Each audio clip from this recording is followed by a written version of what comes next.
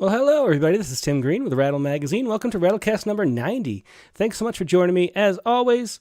Before I begin, I should say that Rattle is a publication of the Rattle Foundation, a 501c3 nonprofit working to promote the practice of poetry. We've been in continuous publication since 1995 and are unaffiliated with any other organization.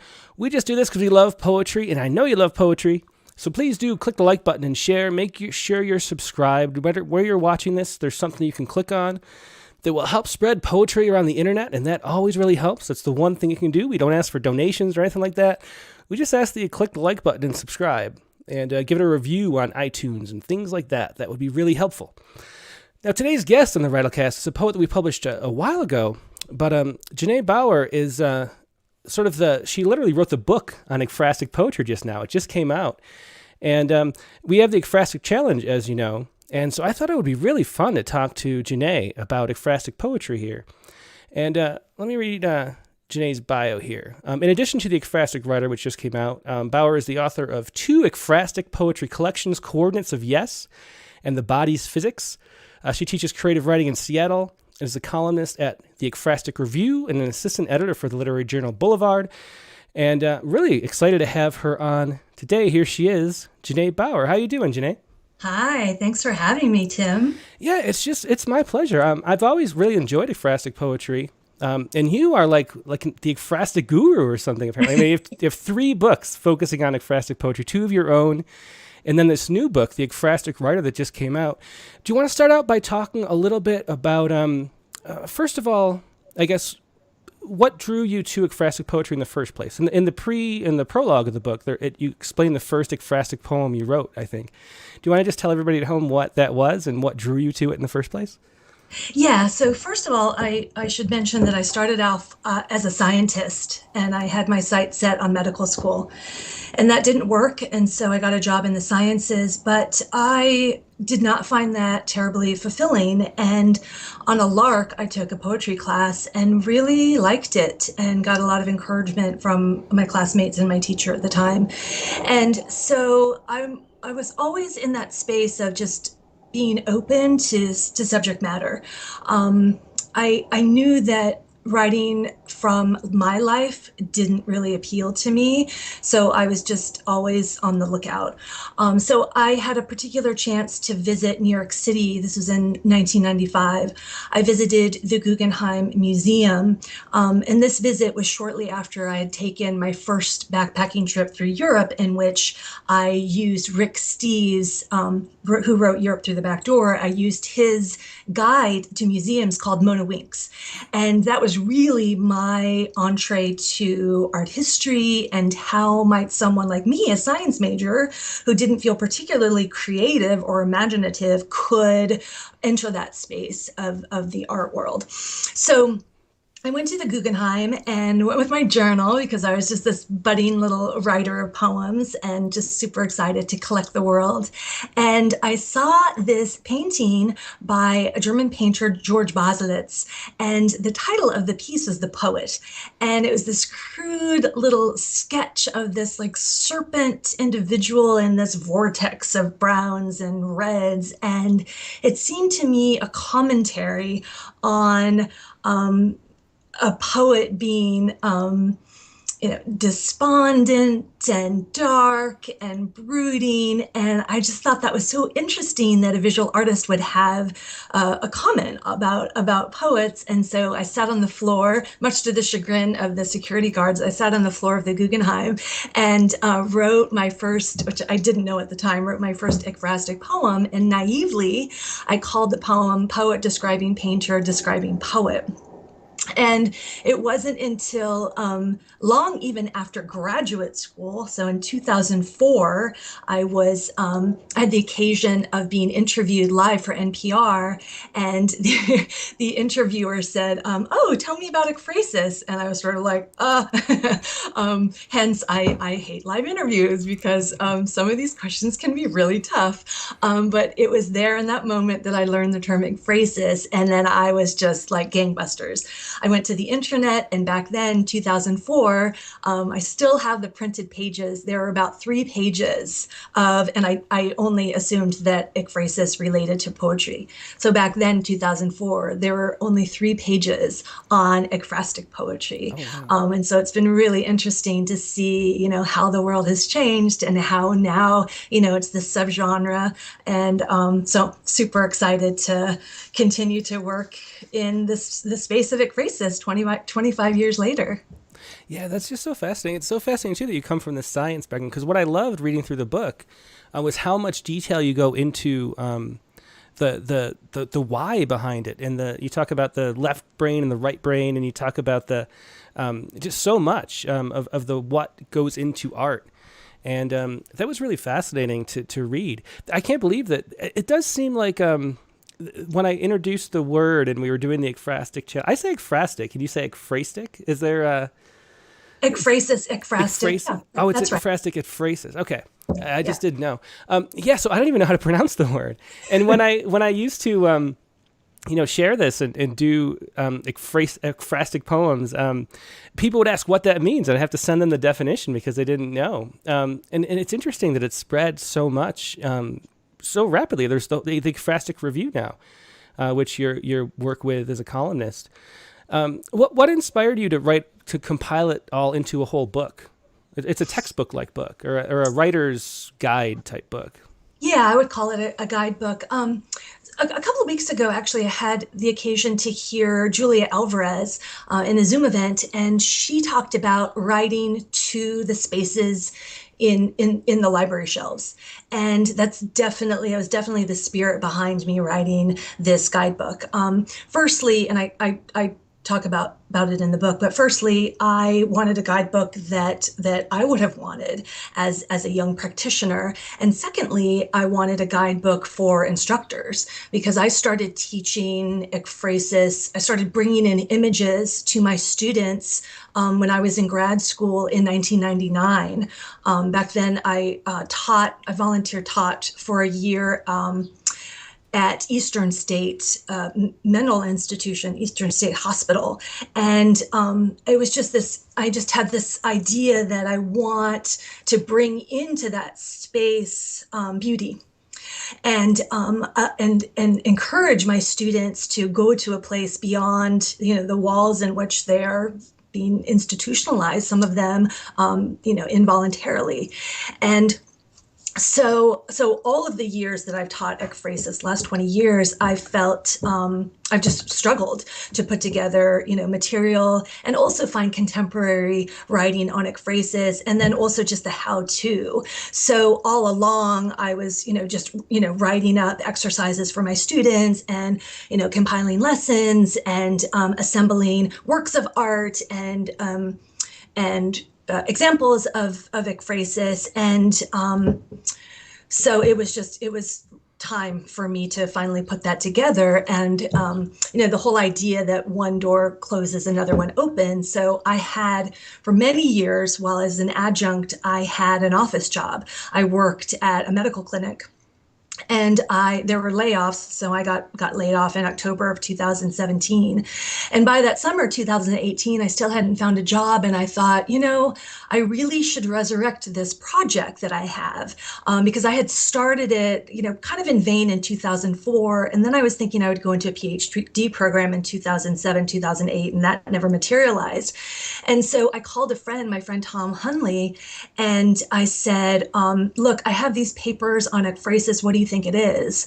And he said, because I just, in my full file folder, if you can imagine, it just said Ekphrastic Project, And he goes, well, maybe it's a work of criticism. And I said, no, I'm not a critic. I'm not a scholar. I'm a practitioner. And so the spirit from which I come is, if you are open to investigating possibilities, if you're open to aesthetics and you are interested in deep looking and beauty, then I want to help you get there. And so he goes, I don't know, maybe it's a textbook. And so that was August of 2018. And by January 2019, I was signing a contract with the scholarly press McFarland to write the thing. And it's always nice to have that contract while you're writing the thing, as opposed to like, well, I'll write this and who knows if I'll get it accomplished, who knows if I'll finish it, who knows if anyone will pick it up. And so it worked out. So I'm grateful. Yeah, that's really great. And it's kind of, the timing is a little bit, could have been like if it was before the quarantine, the pandemic, it would be the perfect book to have while you're quarantined, because there's like a prompt on every page. There's so much, you could sort of hole yourself up and just dive into ekphrastic poetry with this book. So if anybody wants to pick up a copy and do that, I mean, Vicky Miko already says I have to get this book, and I'd recommend it because you really can. It's a book that's generative and not just examples and sort of the background of it, but it's also it makes you create. I mean, it's inspiring. Yeah, it's funny. It's funny you had mentioned the writing prompts because when this was May of 2020 when I was having to write kind of the market copy for the book and get it to the publicist at McFarland.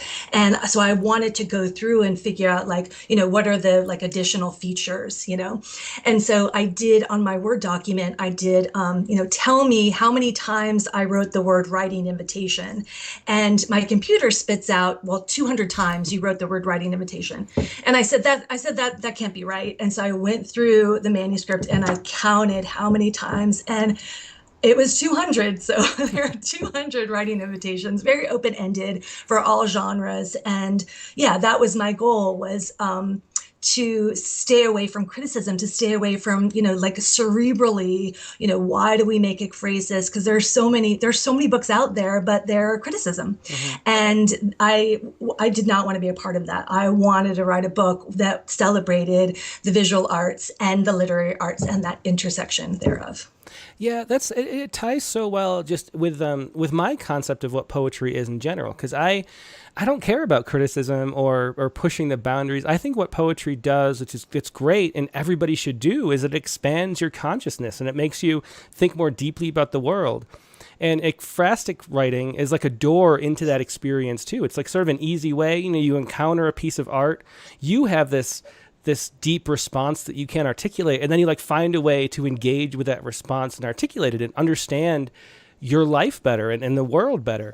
And that's what I love about poetry, and that's what I love about ekphrastic writing. And the book really ties that together perfectly. You have a whole PowerPoint presentation. Do you want to start at the beginning of that and show, I don't know, where do you want to start? Let's go through. I have a PowerPoint that kind of overviews the book and shows the images, and so I can talk a little bit about the making of the book. Shall we start there? Yeah. Why don't we do that? And I should say that a lot of people, I think the majority of people watch listen, I should say, after the fact, like when they're driving to work throughout the week or whatever. But if you can, you should come and watch this episode on YouTube, because or Facebook or whatever, because there are going to be some great visuals. And So please find us on YouTube and watch this too. But here we'll go to that. Here we go. This is the shared screen, and there we go. This is the cover of the book here, the Ekphrastic Writer. Yeah, and so I wanted to find a piece of art that really spoke to the whole scope. So here we have this gallery space, but not only that, but we have a maker. So we have an artist in the foreground. We have a model. We actually have the person who's commissioned the artwork, and so therein lies an interesting, roles and agendas. And then we have light coming in from the clear story on the left. We have depth perception and illusion. We not only have images and facsimiles of actual paintings, but also sculpture, which I thought was really interesting. So insofar as exact facsimiles, in the foreground on the right, we have the money lender and his wife. So this is an actual painting that came out, I want to say in the 1500s. And so this artist made these facsimiles, which I thought was absolutely brilliant for the book, and McFarlane went for it. So so there is that piece a little closer up. So I won't go through this point by point, but in the book, I wanted to offer an introduction to, how the mind works.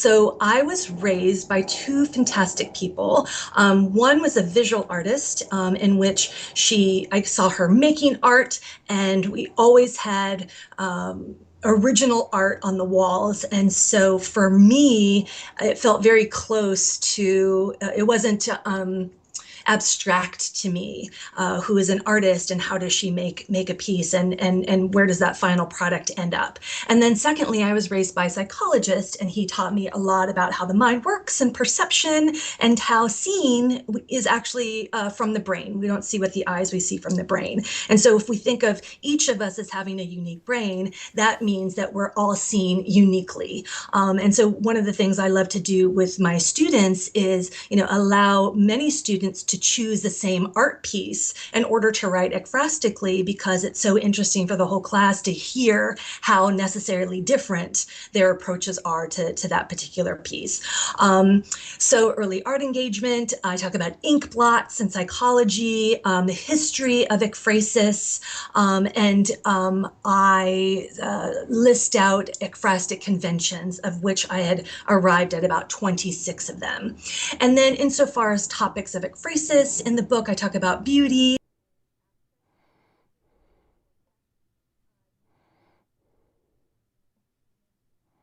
And then I go into how artists actually make art. So I go into these various disciplines: drawing, painting, watercolor, printmaking, photography. And then I talk about what is abstract art, conceptual assemblage, mixed media, performance art, installation art. And beyond looking at a piece of visual art, what I also found really compelling, insofar as like my own writing is concerned, is an interest in the making. So what goes on in the artist's studio? And so then you are thinking about models, or you're thinking about still lifes, or you're thinking about an artist who works outside. And then the museum is an experience unto itself, right? So for many of us, we view art in galleries and museums, and in there is so much fodder. So I looked at art conservation. I looked at artists who actually work in museums, artist studies series, artist artifacts, stolen art. I thought was a really interesting thing to discuss, censorship and whatnot. And then I go into creative writing. I'm really interested in the creative process. So I talk about Peter Elbow's free writing technique. I talk about surrealists. I talk about the relationship between the right brain and the left brain. And then I have a section on community of artists and writers and collaboration. And so with this book, I'm hoping that writers and readers will feel inspired to collaborate with others, to collaborate with other writers, to collaborate with other visual artists, and see what can be made of that. And so one of the things that I was again, the mother of necessity, mother of invention and necessity, I had no money when I was creating this book. And so I settled on art. And that took a very long time in terms of figuring out what global art I wanted to tout and what was a great representation of female and male artists across the globe. And then I took links to that. And then once I had secured the rights, I took those images and I reached out to people and I said, hey, would you be willing to write a piece, especially for my book? And so I had 30 writers who said yes, and I'm absolutely grateful to them. So I'll just go through a little bit so you get an idea. So all of these images that I selected are in the book, and they are in color. And so just to give you an idea of the various types. So I wanted black and white, I wanted etchings, I wanted so here's a contemporary artist, Kara Walker. I wanted, this is a a piece on wood by an unknown artist in the 1400s. Here's a piece on nature that I thought was so luscious with the colors. Here is a sculpture that is actually public art that my mother and I found in a park in Miami. Here is this lovely piece by Mondrian. Here's a piece by Spencer.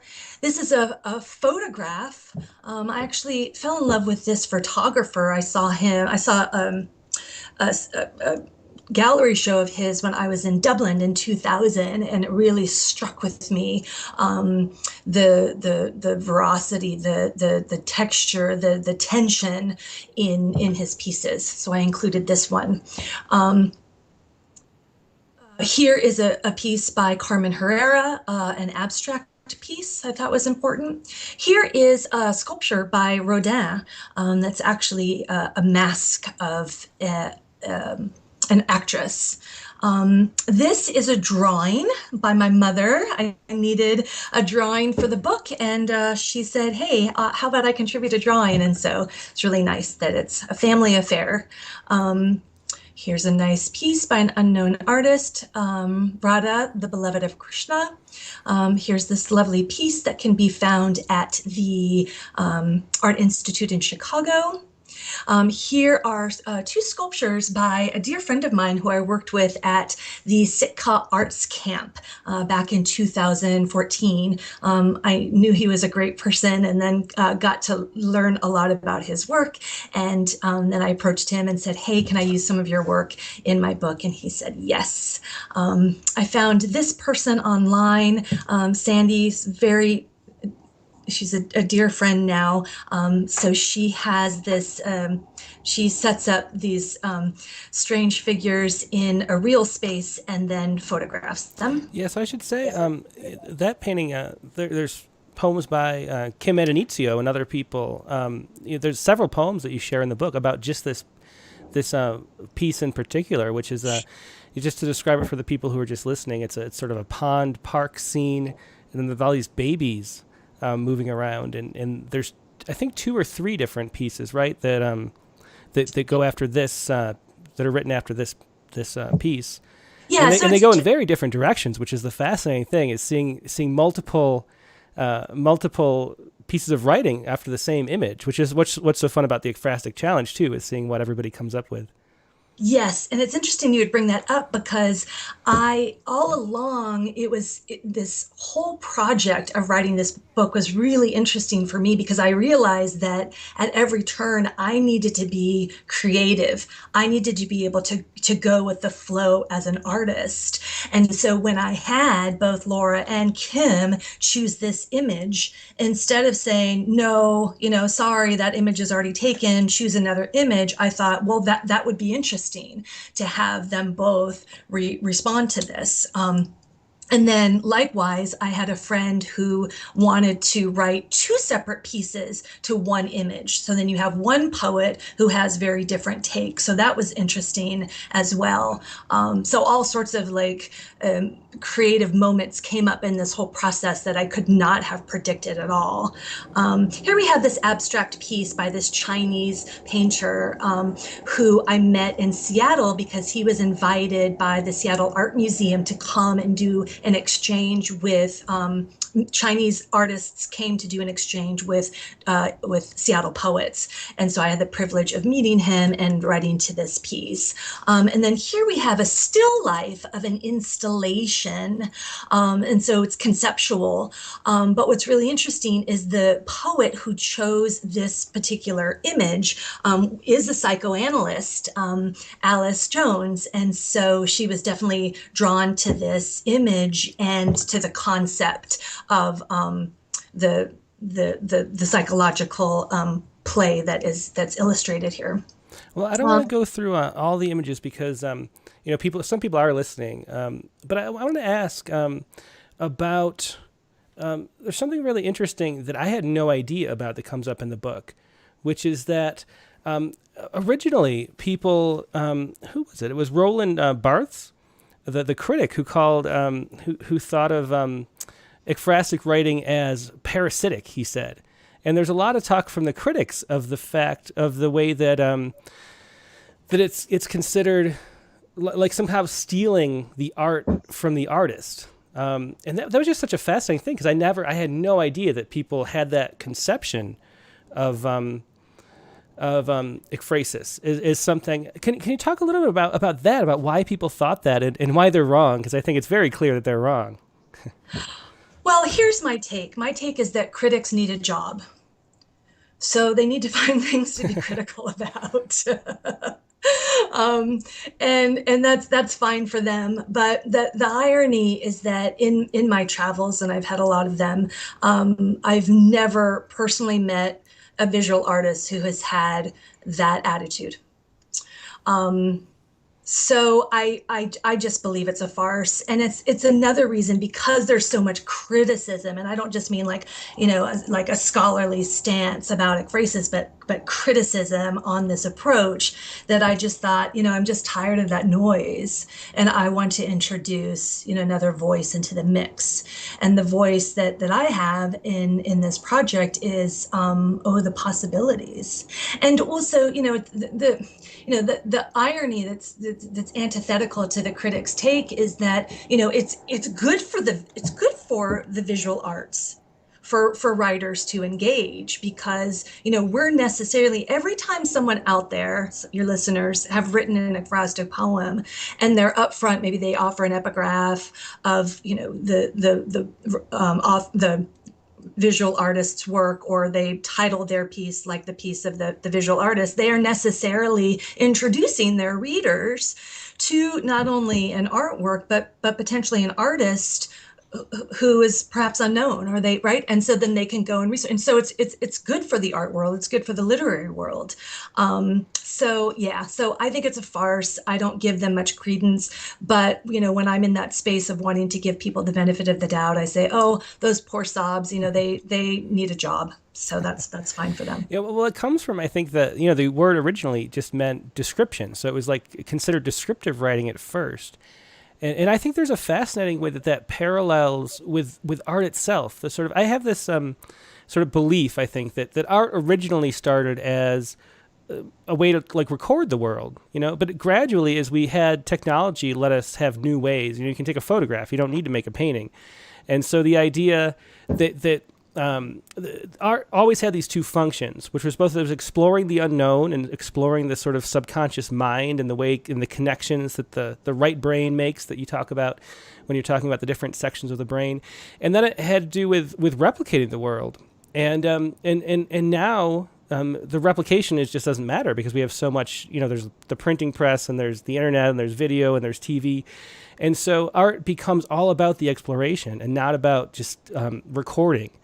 And I think the sort of the conception of ekphrastic writing as getting in the way of just stealing sort of the meaning from the artwork comes from that sort of sense that we're still just recording or something. Does that make sense? Yeah, absolutely. And it's also ignorant, that stance of stealing or upstaging the art, because you look at, for example, Ray Armitrout she wrote a poem for the Ekphrastic Writer. Her poem is called Much, and she wrote it after a piece, and she did not offer an attribution, no epigraph.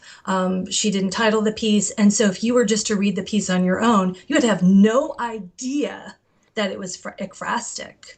And because she doesn't have to broadcast what her subject matter is, and yet it was the image that allowed her to create what she calls a thought experiment.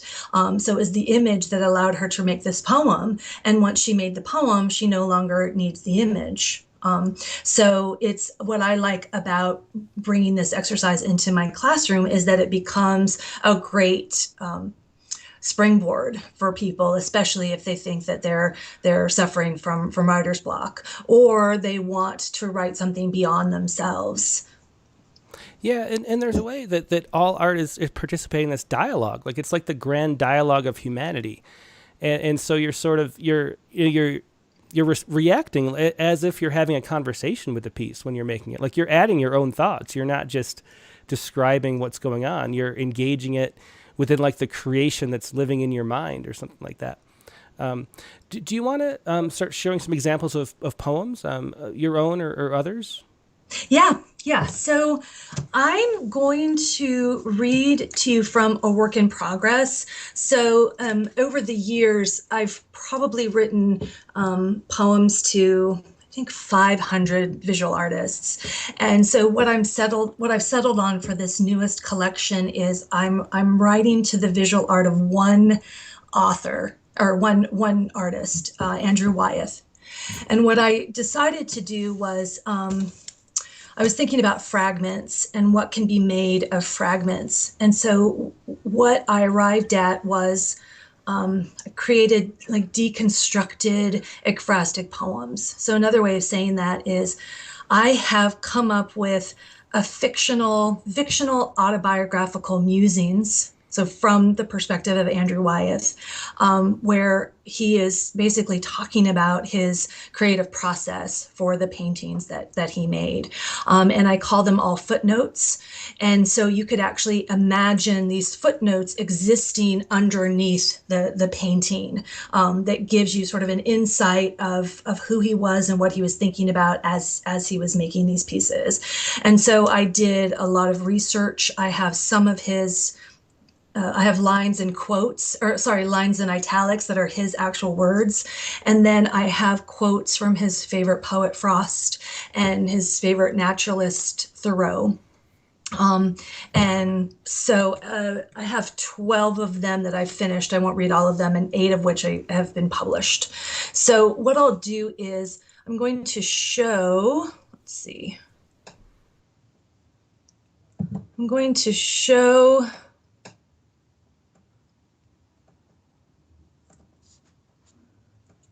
Okay, can you see that? Tim, can you see that? Yeah.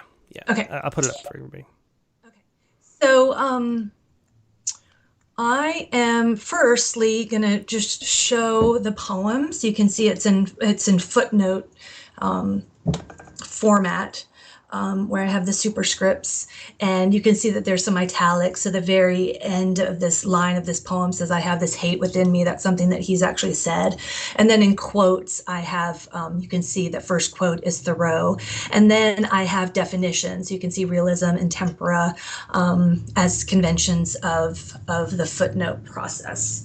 So I'm going to show the image as I read, so that you could perhaps see what Andrew Wyeth was seeing and working on as he was doing it.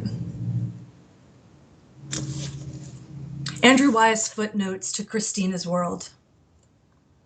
All good things are wild and free, Thoreau. Realism, Cushing, Maine. Observing will teach you the world. Compose with your imagination. Tempera. Use a technique unlike your father's. Toss the egg whites.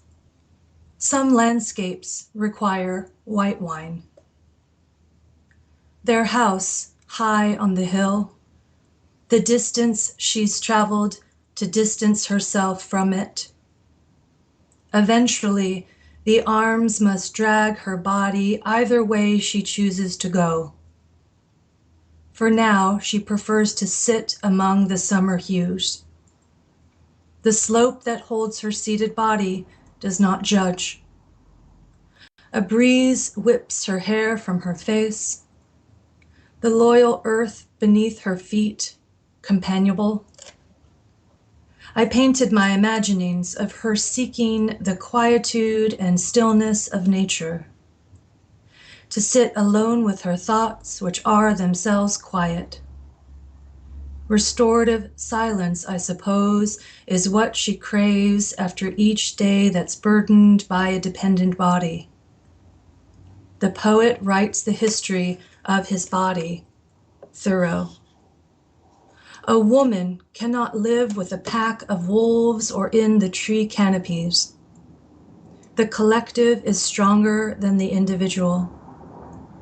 At times, she just needs to be on a grassy knoll and to remain in a space of no choices, to find grounded purpose in a singular conscious moment on earth. The earth I tread on is not a dead inert mass. It is a body, has a spirit, is organic and fluid to the influence of its spirit and to whatever particle of that spirit is in me. Thoreau. Upper eye, oculus tuos. Blush, rose, cobblestone, honey, loden, peridot, bay leaf, glacier, molasses, brandy. I have this hate within me. And that was Footnotes to Christina's World, 1948. And that poem was published by Tin House.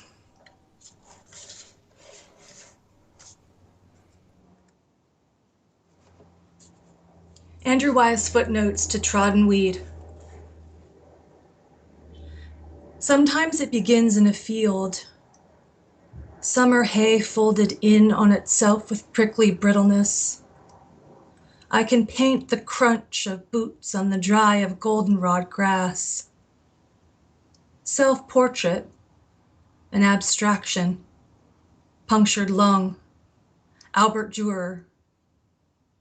He came to me in a dream, so the dry brushwork is for him. A picture of two booted feet walking inside a knee-length coat. I'm stepping toward the foreground. See the line painted black? It's the flat line that we encounter every day and do not know it. I know things I shouldn't. The weeds. It wasn't time. It's futile worrying about what harm your steps might do. Apure oculus tuos. Fawn. Celadon, olivine, snow, camel, oatmeal, chestnut, straw, russet, black. I took a walk in the woods and came out taller than the trees. Thoreau.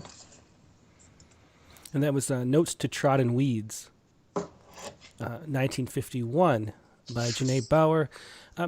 Do you want to explain a little bit about, we can leave that up for more poems later, but do you want to explain a little bit about why you were drawn to Wyeth in particular? Like, what is it about Wyeth that made you want to write poems about him? And then what were you trying to do? Like, how did you go about writing these poems?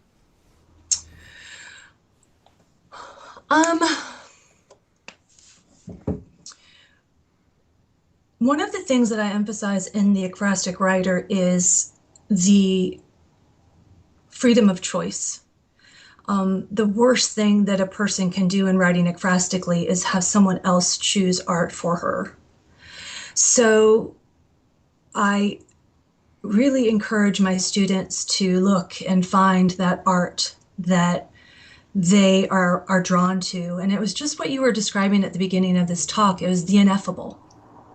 You know, you're looking deeply. You don't want to cast your gaze away. You're looking, you're wondering, you're studying, you're investigating, but it's ineffable. And you go to the page freely. And what comes out is strangeness and surprise and a wonderment. And so for me, I kept having that same experience with the work of Andrew Wyeth.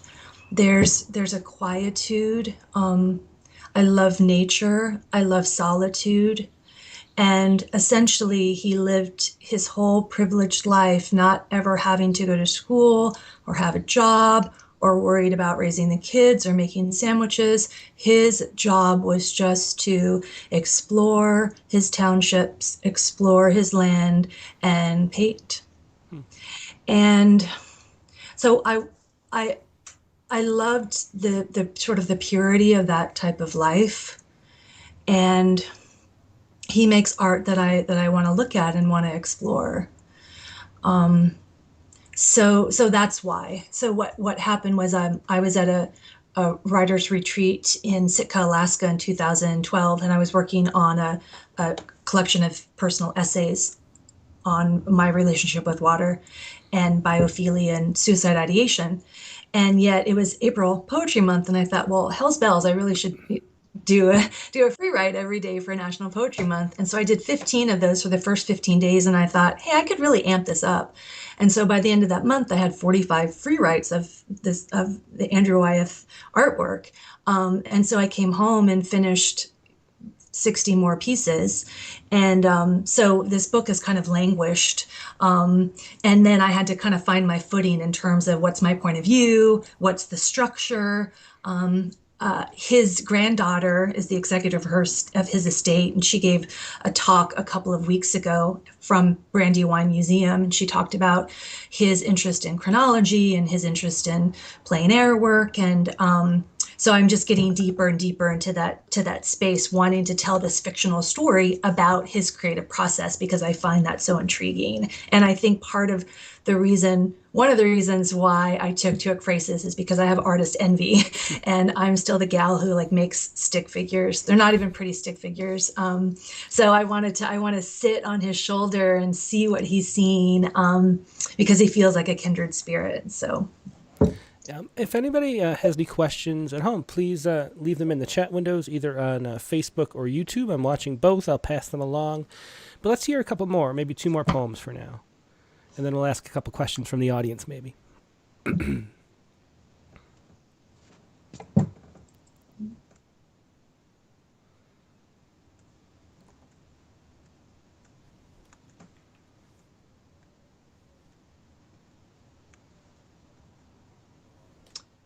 Okay, so I'll read this piece called Andrew Wyeth's Footnotes to Chambered Nautilus. And I did have a request from the audience. Could you just show the image for a little bit and then put the words up so they could read along? People like to read along. Yes, so here's the image.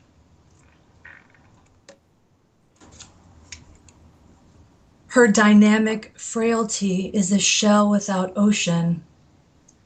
4-poster bed. Its canopy hangs in pleats. She refuses sleep for the sun's course. I've painted her, propped up in bed, half committed to rest and half poised to climb out the window, to join the noonday orb and to let that much heal her. Scleroderma, autoimmune malady, heart, hard plus derma. Before, she'd travel miles for the best corn, freshest eggs. She reaches for the Bible, paper, and pencil like old friends. When the hands fatigue, she places the items back in the wicker basket, and she turns toward the window. Sun burns the window white, burrows into that stark room. Her gaze not at the window. Her system's systemic, and we suspect it won't be long now. The best way out is always through frost.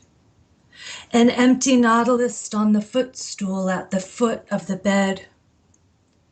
I could have painted the moment she held out both her hands when we presented it to her, peered inside, remarked on its pearl smoothness, its emptiness.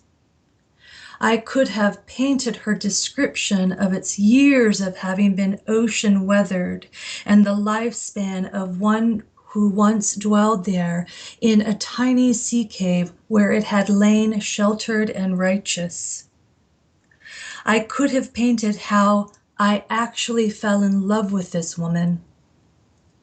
Held up to her ear, she perceives a rushing, swirling noise, as if the ocean had deposited its sound right there in that Nautilus. She's no fool. She knows it's the sound of her own body, pulsing heart, pulsing blood, heart's thud. A soothing sound, the signaling of life.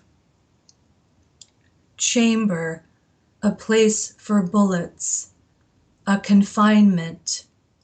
Cella, Latin for small room. When that day comes, we shall chamber her ashes into that Nautilus, iridescent, and set that shell in her basket next to words forever unspoken.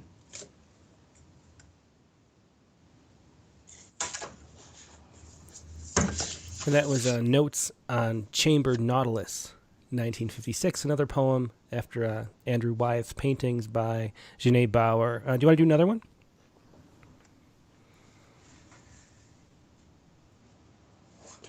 So I will read Andrew Wyeth's Footnotes to Distant Thunder. This also came out in Green Mountains Review.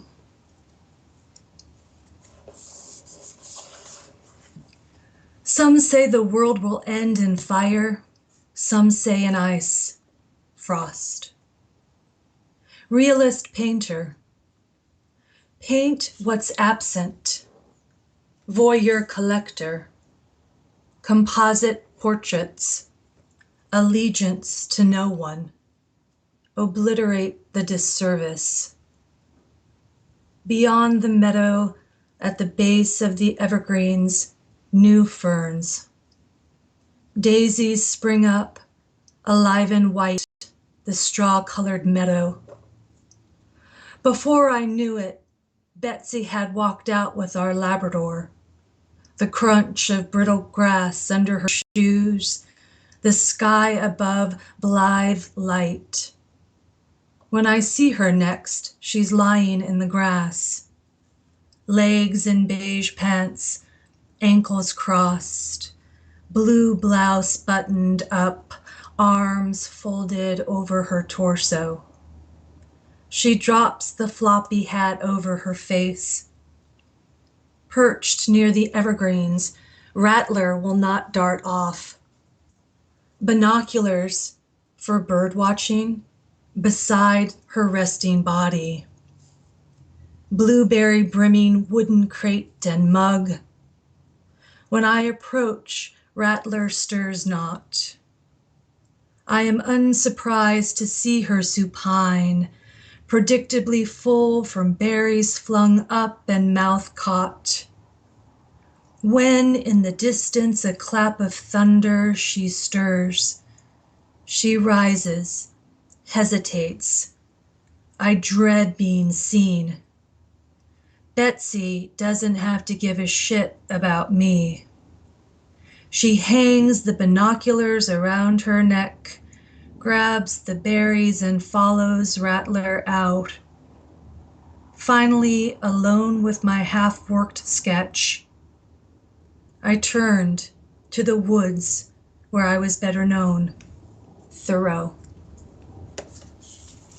And that was Andrew Wyeth's Footnotes to Distant Thunder, 1961, another poem from Janée Baugher. Janée, Richard Westheimer has an interesting question here, which goes along with what I was talking about. He says, question, how does writing to an artist's image differ from writing impelled by naturally occurring or built world images? And that's the thing that was so fascinating to me about that idea that ekphrastic poetry was parasitic. Because if that's parasitic, then aren't the artists parasitizing the natural world too? You know, I mean, isn't everything parasitic? But to address Richard's question though, how what's the difference? Is there a difference between writing something from an artist's image versus the natural world? Yeah, so one of the revelations that I came to when I was writing the book is nature writing and writing ekphrastically are no different. I mean, we're looking, we're experiencing with our body, we're in awe. The words are unutterable. We feel inconsequential, small. it's both. It being in the museum and being out in nature are both ways in which, as T.S. Eliot says, we can extinguish the personality. I don't know if the listener who asked the question knows much about John Haynes, but writer John Haynes started off as a visual artist and then became, well-known naturalist in Alaska. But his nature writing was absolutely informed by the fact that he was an artist. He worked with his hands. And so I love him as an example of an interdisciplinary artist who both made art and then wrote of nature, both in prose and poetry, and just did it so lusciously. So no difference as far as I'm concerned. Yeah. Can you talk a little bit about, since you do have a science background and there's so much science in the book, what do you think, from a scientific perspective, what do you think that creativity is? Like, as human beings, why do we do this thing that we do? What is the purpose of it, and what's actually going on, like, cognitively in our brains as we make art after looking at other art like this? Well, I'm going to just read this tiny paragraph in my book that I feel like gets at that. I say, try naming the group of practitioners that I describe in this list. Persistent investigators, explorers of the mysterious, who strive for certainty and precision, users of language in creative ways to convey the ineffable, and creators of terminology. Those with stellar observational skills who live in a state of wonderment. These qualities describe creative writers, visual artists, and scientists. Given the similarities among the disciplines, it is not difficult to imagine a surplus of ways in which all of these practitioners can cross-pollinate. So the more I learned about art and science and the intersection, for me, it felt like a very natural marriage for someone like me to, move from one space to the next. I don't know if you're familiar with Body Worlds, the exhibit of plastinated human corpses. So I was invited to visit that exhibit in Cologne, Germany in 2000. And I said to my friend, no, I think I'll pass because I can't imagine making art out of the human body. And boy, was I wrong. That was a very informative moment where I just thought, okay, my eyes were open to that intersection. Let's do a couple more questions and then maybe two more poems to wrap up. We'll go a little bit over time, even though there's just such a rich topic. I want to sort of cover a lot. So Vicky Miko asks, she says, I'm wondering if you ever write a poem and then purposely go out to find a matching scene or painting, photo, or painting artwork for your poem yourself. So do you ever do it in reverse and find start with the piece of writing and then find the painting that fits with it? Does that ever happen? I love that question. So I did a little bit of work with Mary Hill Museum of Art in Goldendale, Washington. And one of the things that the curator of education does is, I'm not sure if it's just during the month of April, but she says, if you come in with a poem in your pocket, any poem, get a poem, fold it up, put it in your pocket, come in, you get a discount on the entrance fee, and you get to go around the museum and find the artwork that fits with that poem in your pocket. And I had never thought about that. And I think it's really fantastic because then you're necessarily asking people to make connections that maybe had never been made before, and how beautiful and creative that is. So that's not something that I've ever done, but now that I know about that technique, the next time I take a group of students into the museum, I'm going to try that poem in your pocket. Yeah, that's interesting because, with the Ekphrastic Challenge, one of the secrets I think that people don't admit to is that a lot of times, I don't know how often, I don't know what percentage of the submissions, but a good number are, you can kind of tell that they're poems that were already written. And they said, oh, there's a cow in a field. I have a poem about a cow in a field. And especially, I think Danny Mask, I don't know if he's here tonight. He watches a lot of these episodes. And he was the artist at one point. He had a photo that was for the Ekphrastic Challenge in February, I think it was, and he thought that we should somehow make it so we like enforce the rule that you have to write a poem after, and that's what we say. But it still is interesting when you find a poem, even if it's already written, that fits with the artwork. There's still a way that there's a dialogue, even if it's not generative in that way. I don't know. It's something I kind of wonder about. I wonder. I've thought about that all through the years. We've done the Ekphrastic Challenge for 6 years, I think. And I've noticed that sometimes. Sometimes you can kind of tell, but then sometimes you can't because you never know where people are going to go. And we get about 500 poems every time after one piece of artwork. So it's just fascinating to see. But I wonder if I should care more about that or not. So that's an interesting question from Vicky for that reason. Over on YouTube... where was it? Oh, Mary Ellen Carr asked, because you mentioned, was it Ray Armentrout or somebody who had a poem that didn't attribute the artist to it. And Mary Ellen Carr says, I believe you said the poem should stand alone. However, if you are an unknown poet, should you submit an ekphrastic as such, even if it's not in the call for submissions? Maybe I'm reading the wrong question.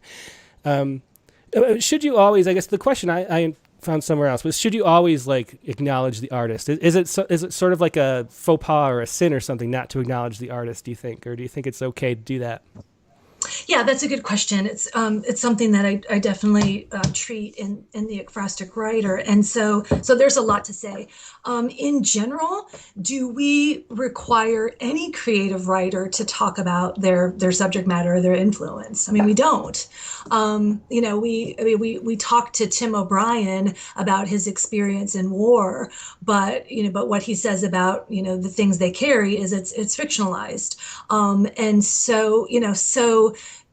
Does someone have to have experienced, abuse in order to write well of a bruise on a woman's face? Not necessarily. And so why, as ekphrastic writers, must we give it up and be upfront with our subject matter, just to pique the curiosity of our readers? That's not a good enough response. And so I would say no. I mean, if you're quoting, so for example, in the poems that I read, my Andrew Wyeth poems, I was quoting Frost and I was quoting Thoreau, and so I absolutely had those things in quote, and I put the attribution. But aside from that, you don't need to attribute.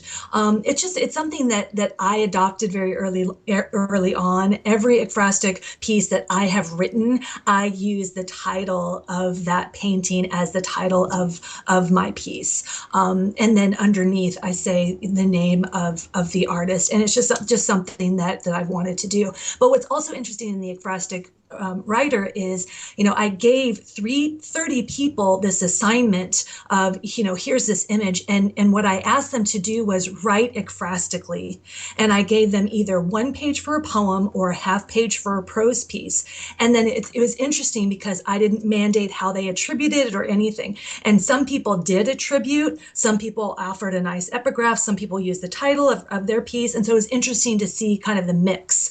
But there is no wrong way to do it. Yeah, it's interesting. And just thinking about it from a legal perspective, I mean, you could say if some kind of fair use was going on, you'd have to cite it to make it fair use. But in the same way that you can't copyright ideas or anything like that, there's no fair use going on with an ekphrastic poem. Describing something that you saw, nobody owns your thoughts after seeing it. So it's more just a matter of the industry standard or whatever, I guess I would say. Just one last question, then we'll do a couple last poems. Jarrod Lacy asks, what are your aspirations for the Ekphrastic Writer? Which is just a sort of a general question that I'm kind of curious about too. Like, what do you, if you could have your world of the future, how would ekphrastic poetry or ekphrastic writing fit into it? I love that question from Jarrod Lacy. He is also in the Ekphrastic Writer, and I would like to travel the world. I'd like to take groups of students into museums and galleries and help them to look very deeply and then to write well and associatively of that experience. That's what I would like to do. Yeah, have you, I mean, I'm sure you probably have, but it's such a great thing for a museum field trip, Like if you brought kids to or an art gallery and you And you said write a poem, like pick something and write a poem about it. What a great field trip that would be. I do that right before the pandemic with my kids. My kids are 6 and 10. And we just went to a little local art gallery. And we did that. We wrote, we just looked at, they had the pick of painting and they either drew a picture that inspired them or they wrote a poem. And they had so much fun. And then the pandemic came, we couldn't do it anymore. But that reminds me that we were going to, now things start to open up, maybe we'll do it again. But that's the kind of thing that just could bring art galleries and museums to life, I think, for field trips and things like that. Absolutely, absolutely. And Timothy, I would challenge you. There are places that you and your kids can visit, tomorrow that you wouldn't have otherwise the opportunity. So, for example, the Hermitage Museum in St. Petersburg, Russia, has really great experiences online where you can tour that museum and look at the art. So take your kids to Russia tomorrow. Yeah, that's not a bad idea, actually.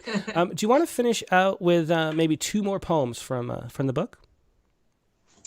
Yes.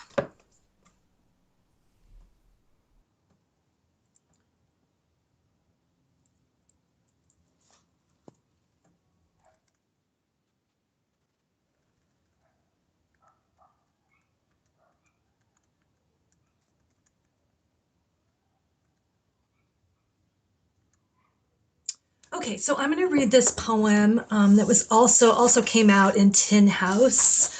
Andrew Wyeth's Footnotes to Marriage.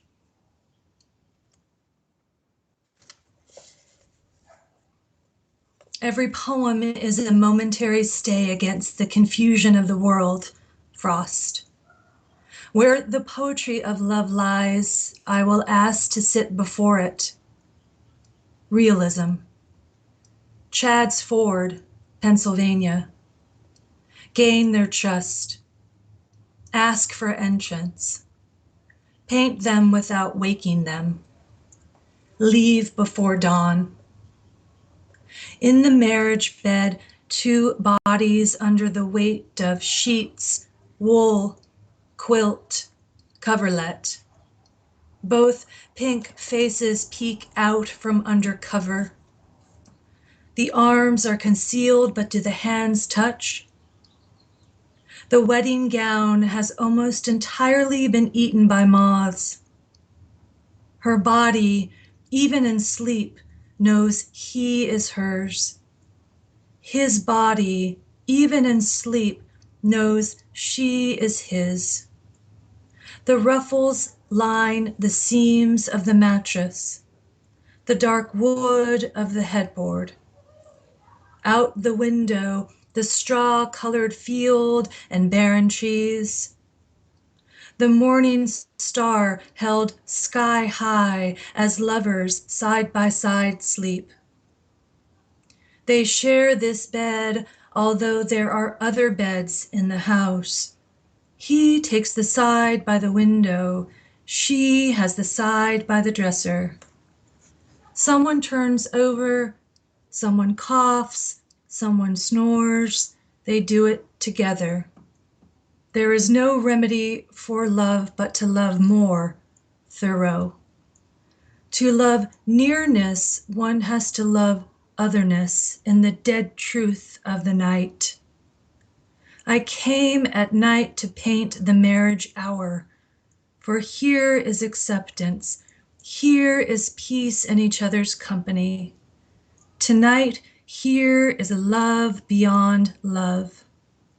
Apere oculus tuos, coral, sepia, cinnamon, green, egg, buff, creosote, heather, mauve, peach.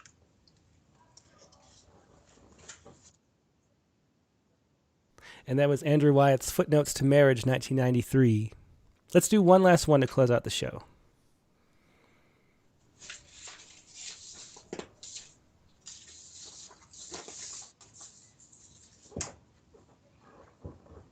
Andrew Wyeth's Footnotes to Airborne.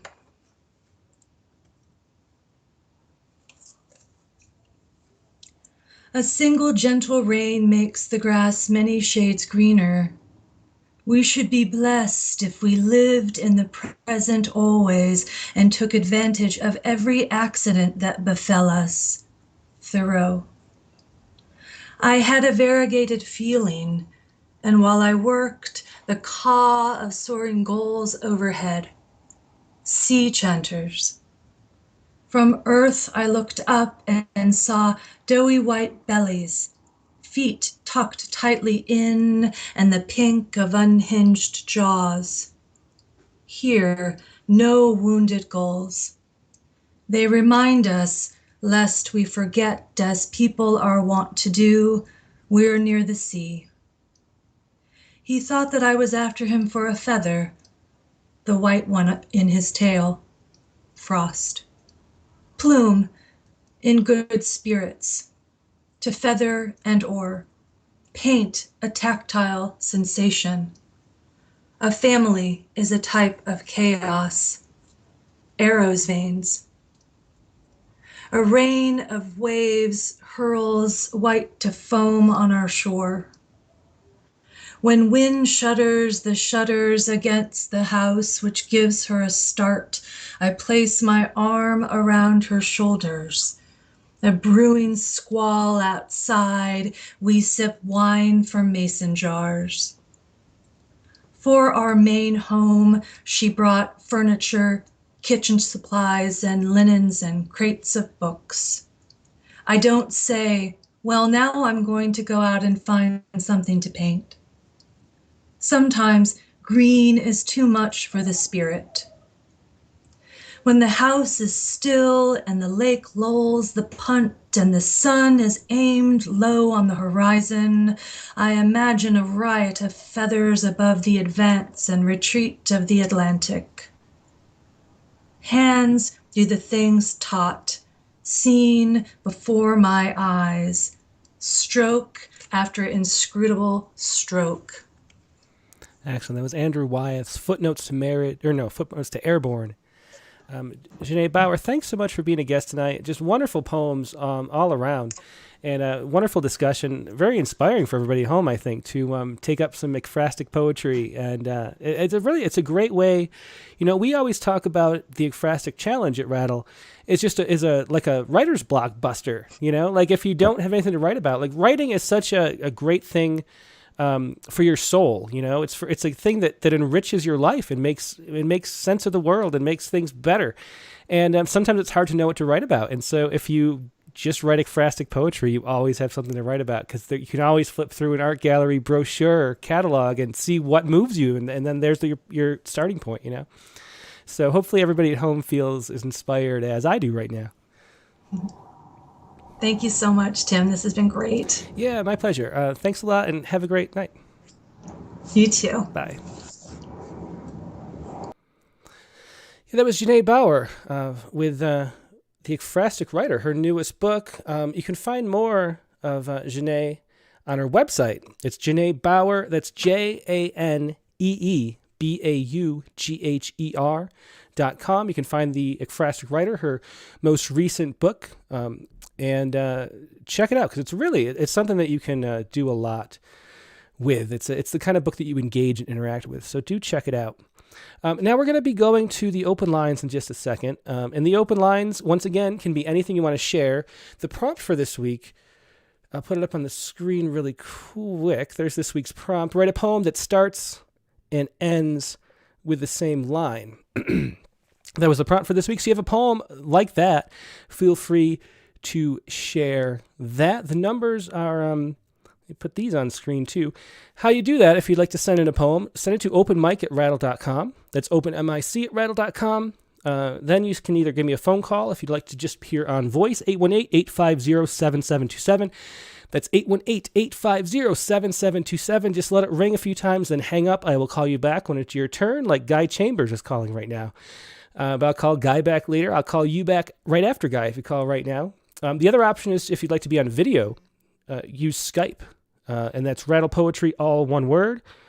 That is Rattle Poetry, all one word. So just send me a chat message there. Just say, hey, I'd like to share a poem. If you haven't connected before, I'll wave back, and then I'll call you up through Skype when it's your turn, and you can appear on video too. Now, let me go. We're going to take a really quick break like we always do. But I'll put up the screen for next week's guest as I do that. Next week's guest on the Rattlecast is going to be Tanya Ko Hong. And Tanya has been in a couple issues of Rattle. She's a LA-based writer. I think she lives in New York City now, but when I met her first, she was in LA. Her newest book is The War Still Within, Poems of the Korean Diaspora. So it's going to be a very interesting topic to talk about. She's sort of a champion of Korean authors. And just a wonderful writer in person, too. That's going to be Rattlecast number 91 next week with Tanya Ko Hong. Now, I'm going to take a 30-second break, just get everything situated, get my legs stretched out. You guys can fill up your beverages of choice or whatever you got going on, and I will see you in just a moment.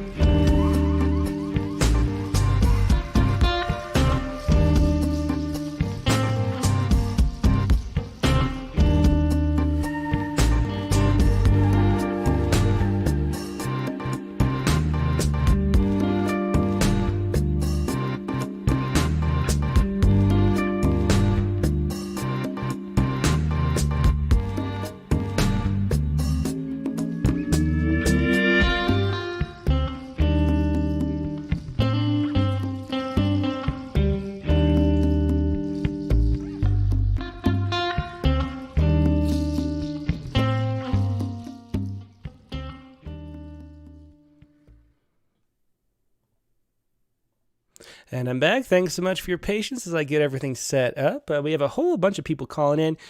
We'll get to as many people as we can. We got about an hour. I can go a little bit over the 2-hour mark and then squeeze it down for the podcast version a little bit. But let me show you. Let's see. So the prompt, as I mentioned, was to write a poem that begins and ends. Let me get this a little bigger, too. This is a little small. Does that fit? Oh, there we go. Oh, so write a poem that starts and ends with the same line. And then my poem is so hot off the presses that I don't even have it in this PDF that I usually make here. But the Ekphrastic Challenge deadline is coming up on Friday. So you still have time to write a poem for the Ekphrastic Challenge this week. And I usually don't share my Ekphrastic Challenge poems. Sometimes I write it myself just for fun. But this one I think is a strange enough take. I don't want to influence people where they go with it. But this was the Ekphrastic Challenge. Let me put this up here. Where's the right one? Yeah. So this is the image that we're doing this week. This is by Jojo, a French artist.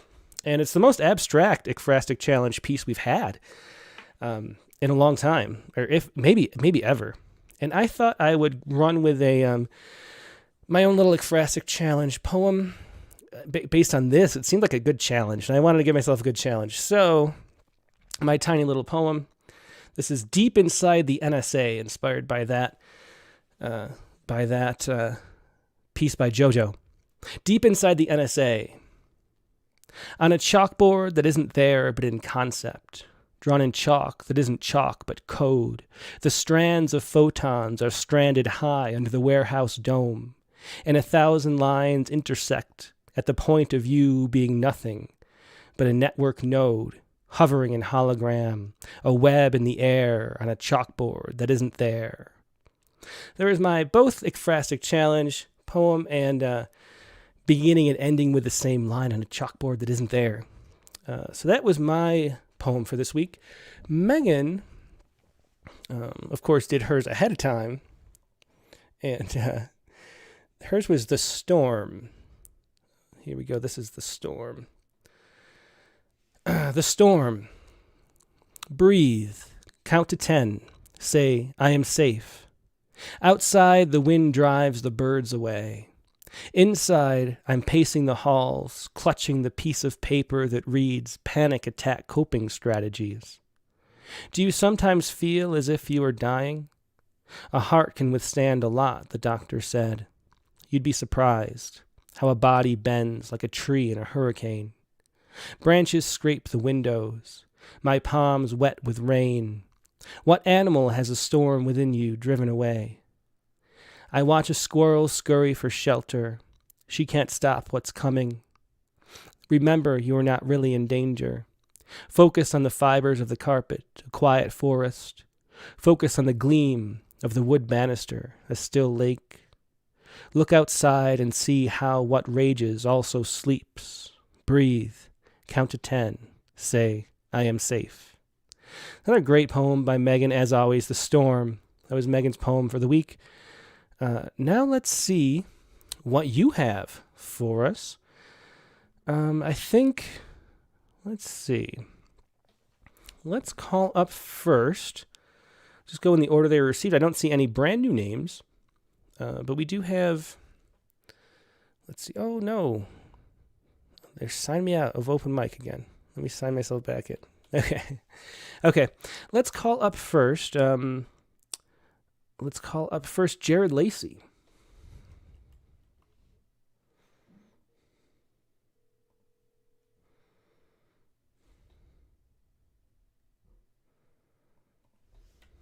Hey, Jarrod, you're live on the air. How you doing today? I'm doing great tonight. How about yourself, Tim? I'm doing good. What do you have to share with us? Okay, I thought I'd participate in this prompt poem thing here. I thought I'd give it a go. The name of the poem I'm going to be reciting tonight is Put on One. It is just basically my interpretation of the haves and have-nots, and how the have-nots are always the ones who are, supporting everybody else who has. But that has, I guess you could put it that way. Excellent. Well, let's hear it. This is Put on One, right? Put on One. Yes, excellent. Sir. Go ahead, whenever you're ready. Sure. All right. There's a credence conceived that there are people who believe that struggle on one side gives interest to all life indeed. The blast of sickness that brought on this assessment sneezes on each and every witness, but not everyone is wiping. Here is all the lighting on one side that has more movements than wind and water instructed by lightning, and every advice on speed. And turn to how stress becomes a commodity over there to be collected where all the movement is. Cotton in one pillowcase and bricks fill the other, while the latter is told to appreciate the one in their possession. Attention-starved are the beneficiaries that swing and lean on hyperbole. And if they're studied carefully without damage to any of the obvious senses, there might just be a hint of leech and lizard.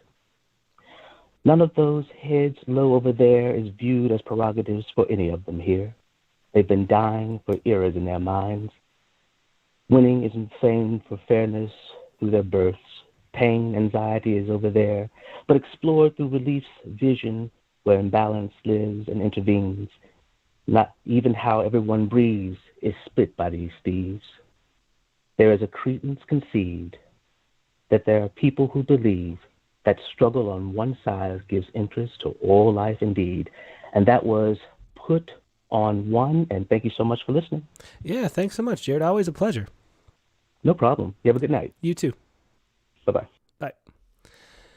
Yeah, that was, let me get this fixed. That was, Jarrod Lacy with Put on One. Thanks so much for sharing that, Jarrod. Always a pleasure talking to you.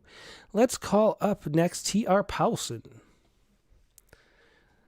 Get a little formal poetry in the house, I assume. Let's see. As long as TR can answer. We're not getting a connection yet.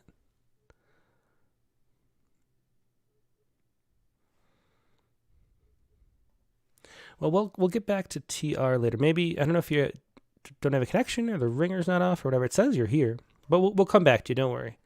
Let's go with Gordon Kippola.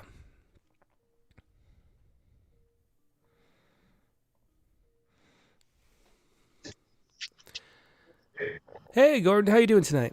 Hey, Tim, I'm doing great. Thanks, man. Yeah, so what do you have for us? I've got a poem with a first and last line that are the same that thought I'd share with you today. It's called Out of Thoughts. Excellent. Well, I got it ready. Go ahead whenever you are. Oh, let me turn off my other thing there. Oh, yeah, that's right. I should remind everybody that I calling from the future, so there's 2 Tims if you don't hang up your stream. So everybody's got to do that. I couldn't hear it, though, in the background, so you were kind of okay, but still confusing. Yeah. So it's called Out of Thoughts. The cube is tan and always arriving tomorrow. We'll speak no more of triangles. They're sad. You won't forget days that bring circular elements, a sphere within a cube. Tan on the pinkish bronze beach. They do stack nice. Noisy, 2-dimensional cubes remain in dreams. A cube's generic name is laid aside. Revel in anticipation. The cube is tan and always arriving. Oh, that was an interesting one. I got to read that again or listen to that again in the replay. There's a fascinating, tight little poem. Thanks for sharing that, Gordon. It was my pleasure. Thank you, Tim. Have a good night. Have a good night. I didn't ask, but where the heck is Gordon where it's still like a bright, sunny day outside? Okay, let's go to Brent Stauffer. And then we'll go back to T.R. Poulson after Brent.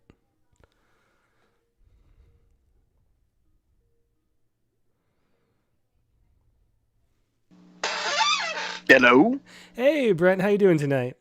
Oh, I'm doing great. How are you doing, Tim? I'm doing good. You had a little creak there. It sounded like a door opening in like a creepy old house or something. It's this old chair. Nice. Yeah, I got the same thing. So I sit very still, and if I move, I mute. So and actually, I had it on mute so much. I got like a cold, and I had a coughing fit. I don't know if anybody heard. No, I think I hit it. Let me try to find where's your. Oh, there you are. Oh, okay, I got you. Gone. Is there anything you want to say about it before you read it?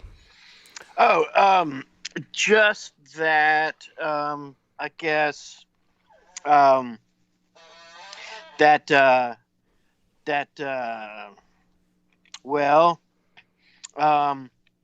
If anybody doesn't know, American Beauties are a type of rose. So and there's other stuff, but I'm not going to go into all the stuff. So okay, here. Well, go ahead and read it whenever you want then.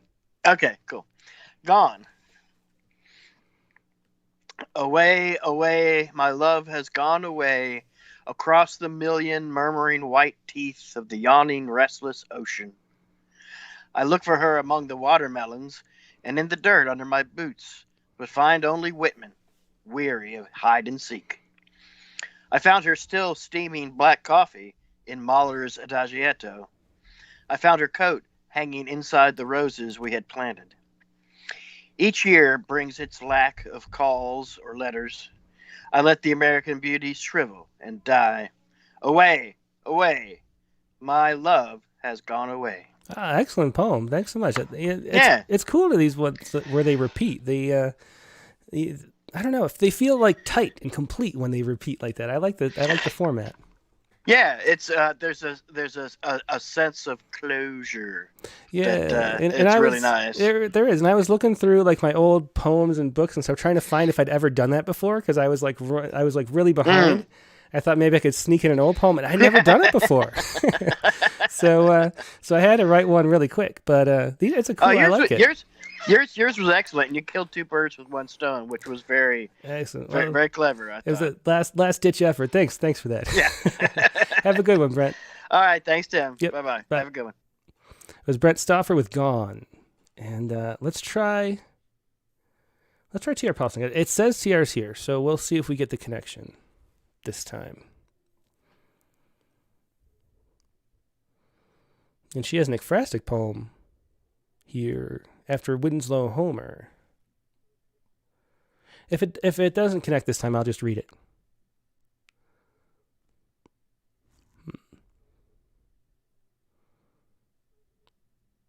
Well, we're not getting a connection. I don't know what's going on there. But let's just share this poem. It's a short one. I'm happy to read it. This is let's see you later, Brent. This is T.R. Poulson's poem, The Gulf Stream, after Winslow Homer. And I wonder, before I read this, let me see if I can find the Winslow Homer painting. Oh, I think maybe we'll try TR one time. I'll look up the Winslow Homer painting while we find T.R. Poulson. Let's see if it... Oh, it's ringing this time.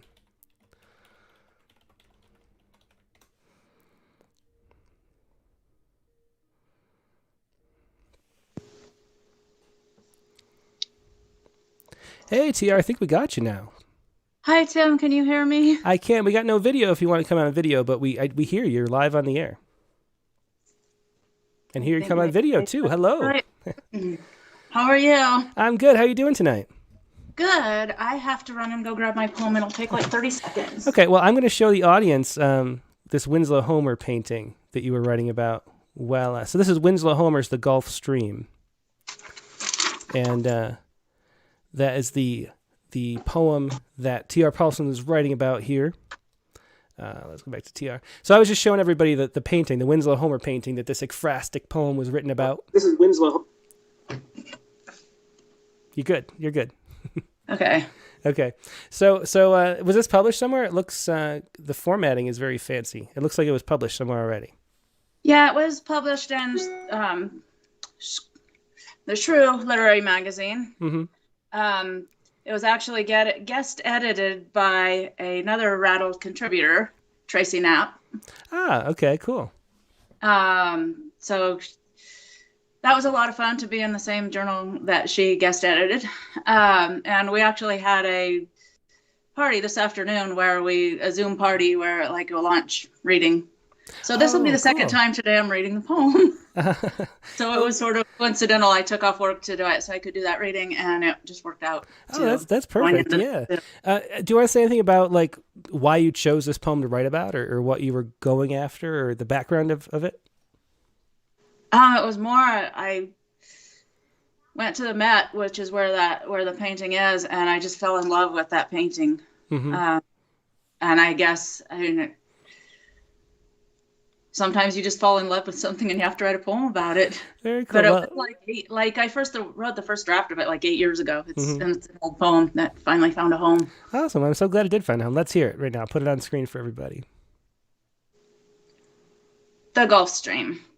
Here in a trough of wind-stormed water, a boat rocks, a man on board reclines, his hand grasps a sugar cane as a master would hold a nut or whip. A sail or dirty cloak lies near the mast base, sharp as broken teeth. A distant schooner claims a ray of light, and two clouds resemble lovers, though a waterspout looms, a ruiner of hope already lost.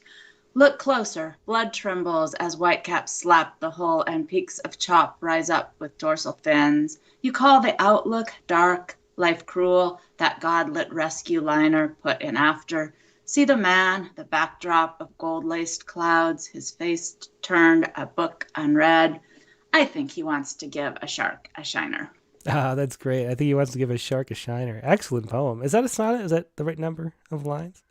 Yeah, it's a sonnet that has the rhymes are slanted a bit.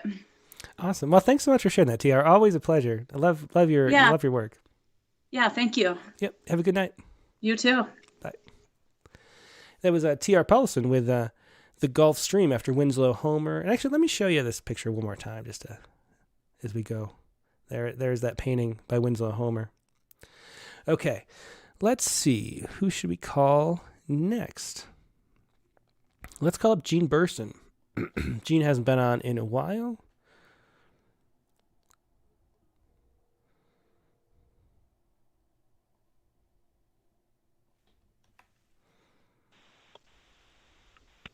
Hello.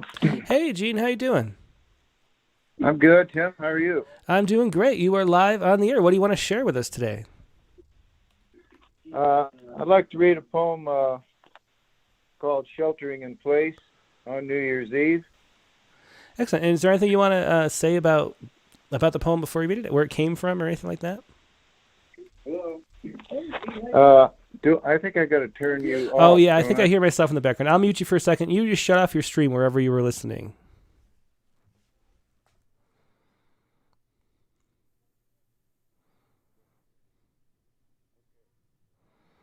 Okay, that's good. It wasn't written to match your challenge, but it's something I was working on for a month or so. I'll just read it. You can follow it, I think. So it's called, I sent you a email. I don't know if you can put it up or not. Yeah, I'm trying to get it. Hang on one second. This is, I'm trying to get it to work. I'll just have to show it in the email. I'll try not to show. I don't like giving away people's email addresses, but I think I can carefully center it. There we go. Okay, so I have it now. Okay. Well, I'm not looking at the right spot for you, so I'm just reading it. Yeah, read it off you. Yeah, read it off the page for you. We got it on screen though at home. All right. Sheltering in place on New Year's Eve. A lifelong swimmer, I currently spend time underwater, in a larval stage, crawling, barely moving, nudged by the current, appearing to disappear. Passive movement, part of my disguise. Feigning unconsciousness, incommunicado, mumbling to myself in Portuguese, playing chess with water snails, caressed by my own tail, charting through the magnifying surface the first star of Bethlehem in 800 years, in case the conjunction of Jupiter and Saturn might speak to me through the microphones in my bloodstream, picking up flights of swallows, glancing off vectors we can't see. Among water weeds swaying, a creature with only a dim idea of what it is. I hide in reflections, switching one for another, the sun overhead, rocking in ripples while grotesque silhouettes of dragonfly larvae in black armor, slinking through warped shadows, keep me on my toes, to detect in the slightest quiver threatening intent. In such amniotic suspense, anything can happen. Birth, death.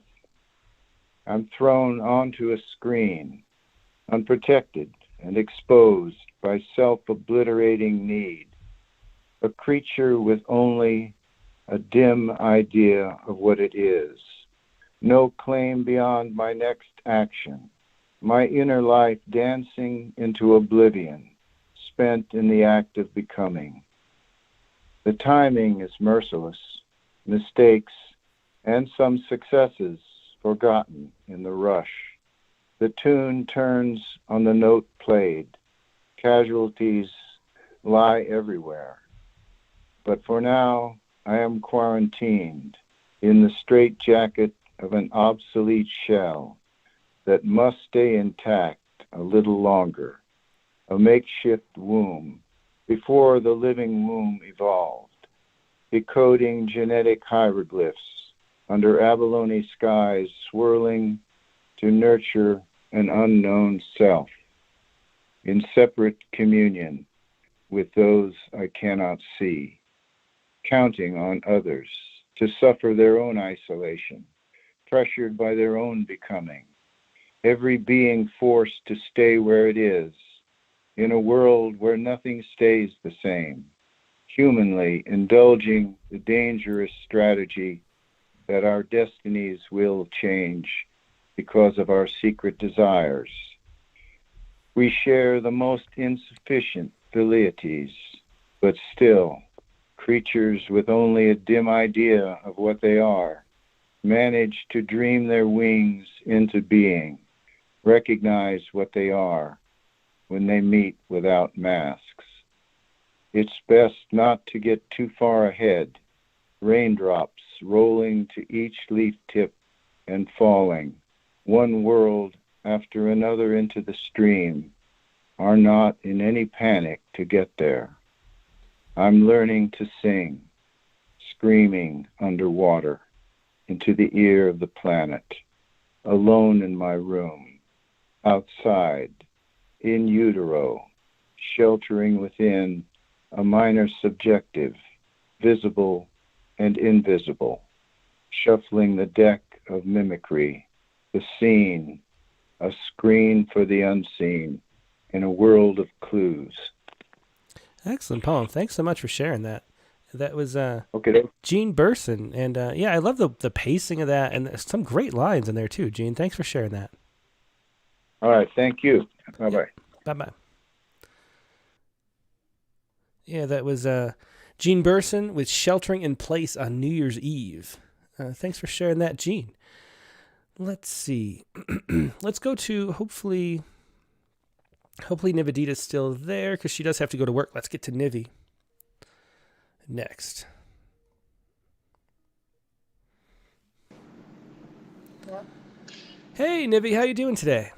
Hey, Tim, I'm doing great, thank you. How about you? I'm doing good. And how are things? How are things around you with the pandemic right now? Because Pretty bad. Yeah. We're Actually, pretty bad. Like, we're literally surrounded by, I don't know how many cases right now, but next door, upstairs, downstairs, like literally everybody in the apartment complex. Oh, most really? of them. Oh, wow. Yeah. Do you don't have a common air thing, do you? Not exactly. I mean, we do have common areas in between in the ground, but then we don't go down there because we don't know how many people are actually using the elevators and things like that. So it's a bit tricky. Yeah, I bet. We're basically stuck in the house. Yeah, stay safe for sure. We're having our website redone professionally for the first time, and all the engineers are in India, and they all have COVID. They're all there's 3 people on the team, and they're all out right now. It's scary. I think this time around, India's suffering a whole lot more than it did last time around. Last time we sort of managed to escape the brunt of it, but this time it's like brunt times infinity for India. Like everywhere you turn, somebody has COVID, and this time it's even more severe here because of the new variants that we have. That the fatalities are much higher this time, which is what I think is making everybody more worried. Yeah. Do you work in a hospital too, or do you work somewhere different? I actually work as a reviewer, peer reviewer for papers, life science, and medical papers and journals. So I can basically work from anywhere, and I currently work from home because of the COVID situation. Oh, that's good. Well, I'm really glad to hear that. But anyway, let's get to your poem now. What do you have for us? It's a prompt poem, as always. And it's titled The Victor, and it's basically sort of a contest between dark and light and the memories we wish to remember and those we wish to forget, and about how it never works out the way we want it to. Perfect. Well, go ahead whenever you're ready and read it. Okay, great. Thank you. The Victor. Darkness versus light. Who will win? With sleep comes darkness, and darkness brings remembrances. Despite banishing these thoughts to the twilight corners of my mind, like the dawn, they always return and shine brighter than before. Like the dusk, my thoughts dim and disappear, getting darker than before, despite wishing for these to come into the sunlight. The darkness holds sway and refuses to leave, even while we are wide awake. Darkness versus light, who will win? Excellent poem, Nivi, and that echoes too with what's going on now. Hopefully you stay well and stay safe.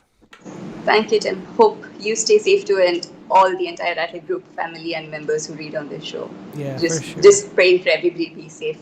For sure. Thanks, Nivi. Thank you, Tim. Have a lovely evening. Yep, have a good day. Thank you. Bye-bye. Bye. This is Nivedita Karthik with The Victor. Let's see, who should we call next? Let's call up Spartacus.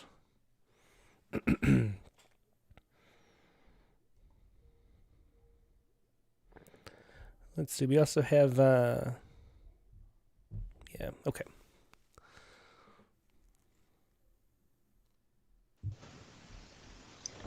Hey, Spartacus, good to see you today. How are you, Tim? I'm doing great. What do you have to share with us? I've got a poem, a prompt poem, but it's also about Adam Toledo. So shall I start reading it? Yeah. Why don't you go ahead?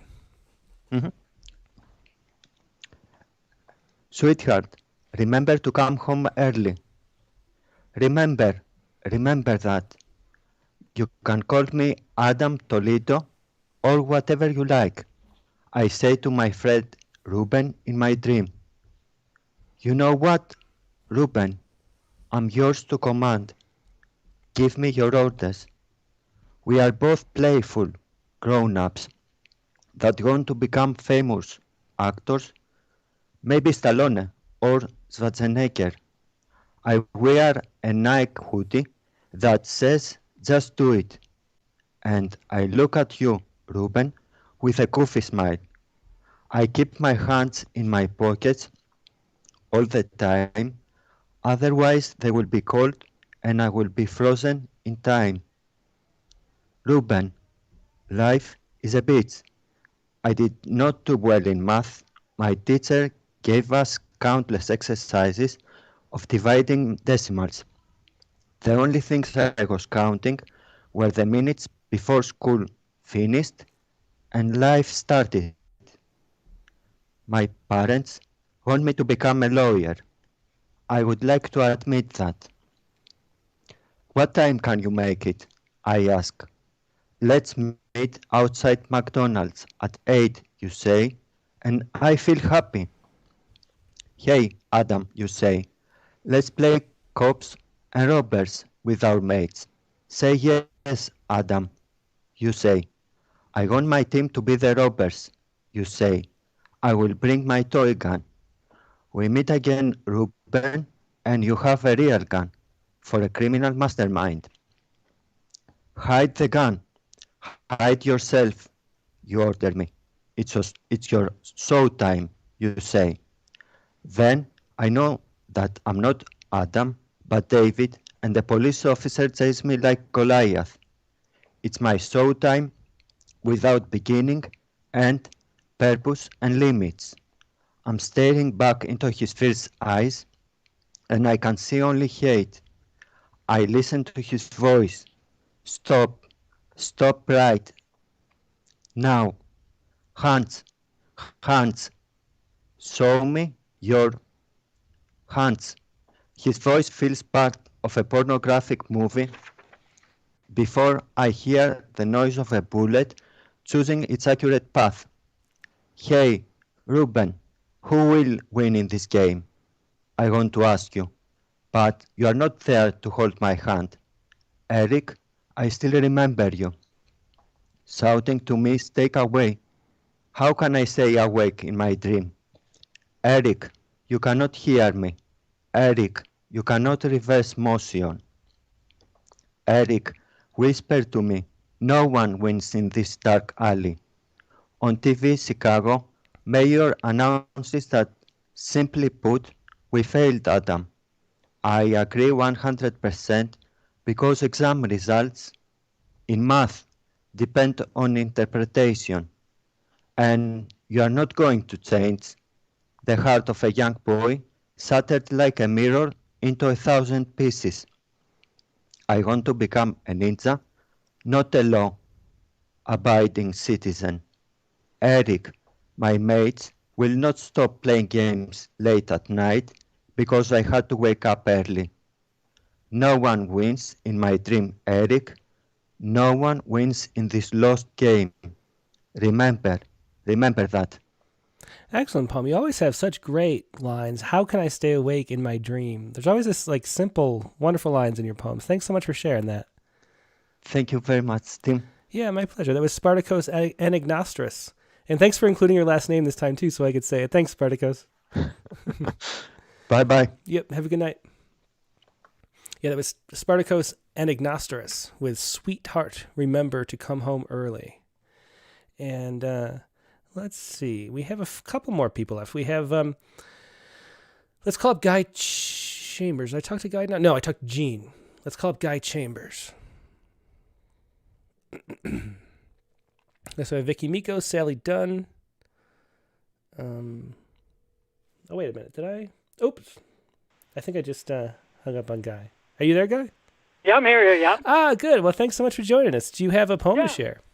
Yeah, thanks a lot for getting me on the air again here. I sure appreciate it.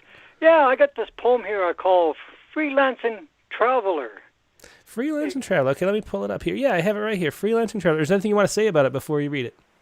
Not much. I just I've written some before because everybody gets this feeling every once in a while, but somebody's behind you or somebody's talking to you, but nobody's there. So this is a poem I've written about it. It's called Freelancing Traveler. Excellent. Well, go ahead whenever you're ready.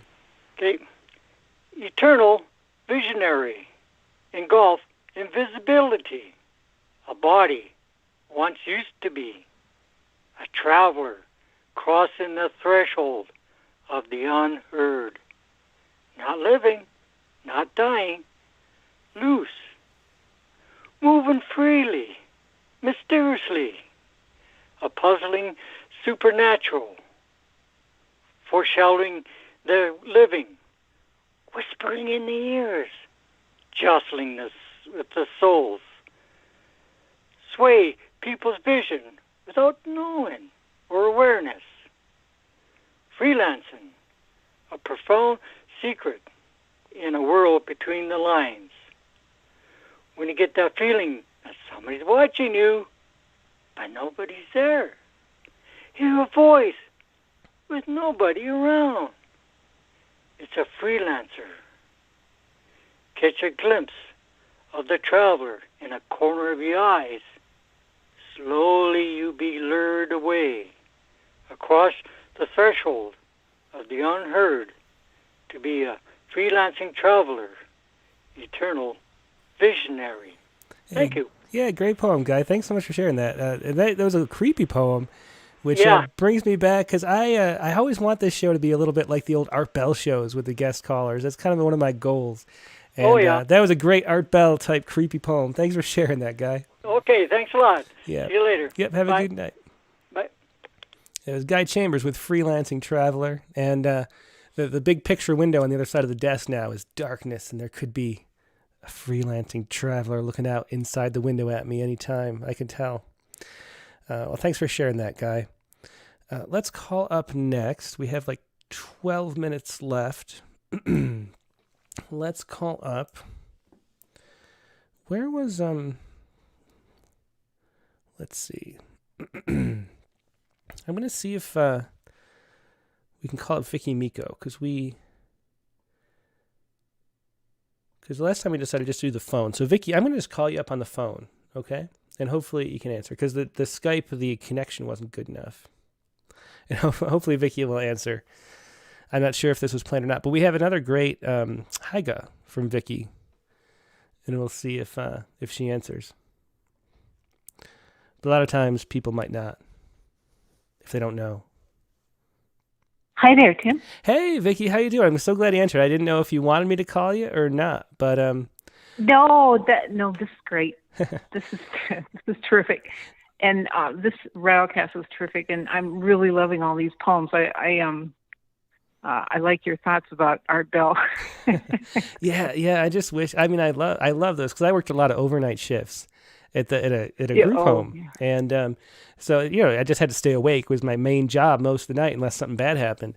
And so I listened to that Art Bell for like 4 hours every night, and it was one of my dreams to have an Art Bell type show for poetry. So hopefully we're making it like that. I wish we could do it at midnight, but nobody'd be awake, I don't think. Well, I think there's another idea for another Rattlecast. Maybe we should have like a spooky Halloween creepy cast at midnight. Oh God, that would be really cool. We should. That's in my head now. I'm going to plan on that. So okay, what do you have to share? Yeah. What do you have to share for us? I have a short one. Okay. I have a short one. Yeah. I have it on screen now. Mm-hmm. Okay. It's from a picture that I took on at Square Mile Park. They have a couple of ponds there. It's in Fountain Valley, and there's always good picture taking there. So that's what it's from. And it's just a short one. A dream begins where a dream ends. A dream begins. Oh, that's beautiful. I love that. And that photo, I mean, I already told everybody on just listening on the podcast version to come and watch YouTube. Here's another reason, because that's a great photo. Thanks. Yeah, how did you, in Photoshop, you sort of, it was a regular photo and then you sort of cartoonized it? Yes. I have like millions of photos that I take, and this is the one that I picked when I asked Janée about finding a picture for a poem. So this is the one that I found. So I it's photoshopped, and it's really, really fun to do that with photos. Yeah, I should have asked about, because Haiga is such it's kind of an ekphrastic type poetry that existed for hundreds and hundreds of years before we really had the concept. Yeah, well, I'm going to get that book. It's just fascinating, and I learned a lot just listening to both of you. You're such a terrific interviewer too. I love to listen to both of you guys. Well, thanks for saying that, Vicki. And the audio is great, so we can just do it over the phone anytime you want to share anything. This works for sure. Okay, terrific. Okay. Have a good night. Thank you. Good night, and stay safe, everybody. Yep. Bye-bye. Bye. That was Vicki Miko with A Dream Begins. Where a dream ends, a dream begins. It's a great haiku and haiga. Let's see. Let's call it Patricia Rockwood. And let's do Richard Westheimer again. Richard Westheimer says, I've read a lot lately, but I don't care. So let's call up Patricia Rockwood and Sally Dunn too. Let's just try to get to. And then, yeah, okay. Let's just try to get to everybody. I want to do that tonight. Let's call up Patricia Rockwood right now.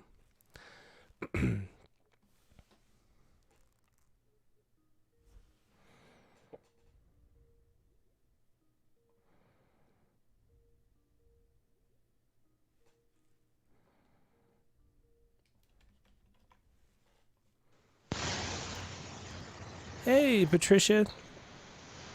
Hey, Tim. I think I got to push the camera button, too, if you want to be on air. Yeah, as soon as this square gets out of the way. Okay, there I am. Got it? Great. There you are. Yeah, good to see you. How you doing tonight? I'm good, thanks. Great show today. Yeah, this is a fun one. I'd be interested in it, but I'm fascinated. Now I have to get that book. Yeah, it's definitely the kind of book that you generate a lot of poetry from. Let me see if I can get this. Let's see. Because last time, there it is. It worked this time. Okay. So I have the poem up. Is there anything you want to say about it before you read it?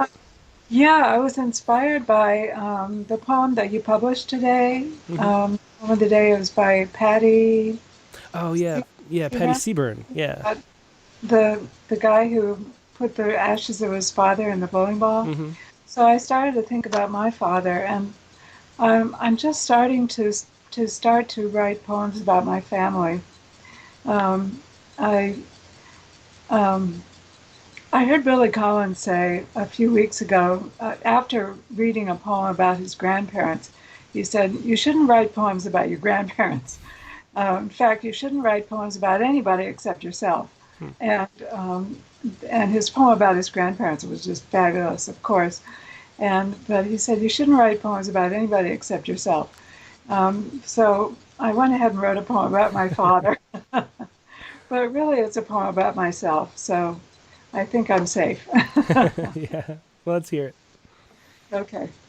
It's called My Father. When my father died, he'd been sick for a while. I shouldn't have been surprised, but still, sitting in the church with my family and all his friends, so many of them, singing those familiar hymns and hearing those familiar words, I felt a strange thing, as if the upper left corner of my world, my life, had been taken out, like when you bite the corner of a sandwich and you see the jagged edges in a half circle. It was like that when my father died. Oh, very touching poem. Thanks so much for sharing that. Mm-hmm. Thanks. Yep. Have a good night. Yep, you too. That was Patricia Rockwood with My Father. And another great example of the way that repeating the first line as the last line really works. I think the only two we have left, I believe, are Sally Dunn and Richard Westheimer. So let's get to both of those really quick.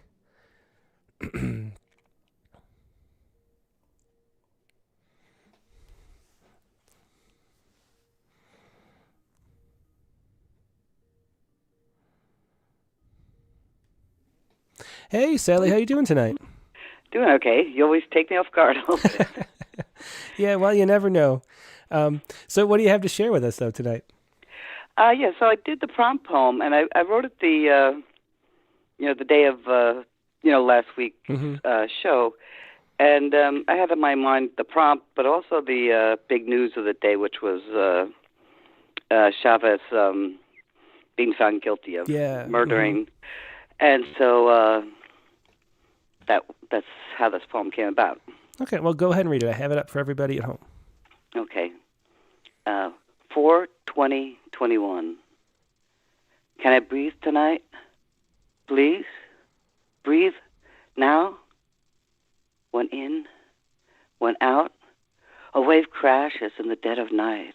A mile away, 100 miles, 1,000. Who could breathe tonight? Is it allowed? Is it safe now? One in, one out. Can I breathe tonight? Please? Oh, excellent little poem there for 4/20/21. Thanks for sharing that, Sally. Thank you. Yep, have a good night. You too. Bye-bye. Bye. Okay, let's really quick jump over to Richard Westheimer.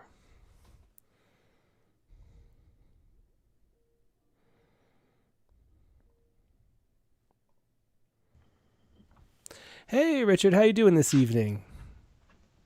Hey, Tim. I'm trying to see. Oh, I have a little. You're frozen. Oh, I'm frozen? Oh, I froze. I'm echoing, too. Oh, not here. Well, what do you have to share with us? I think the echo just fixed, so I think your computer was just a little slow on the noise cancellation.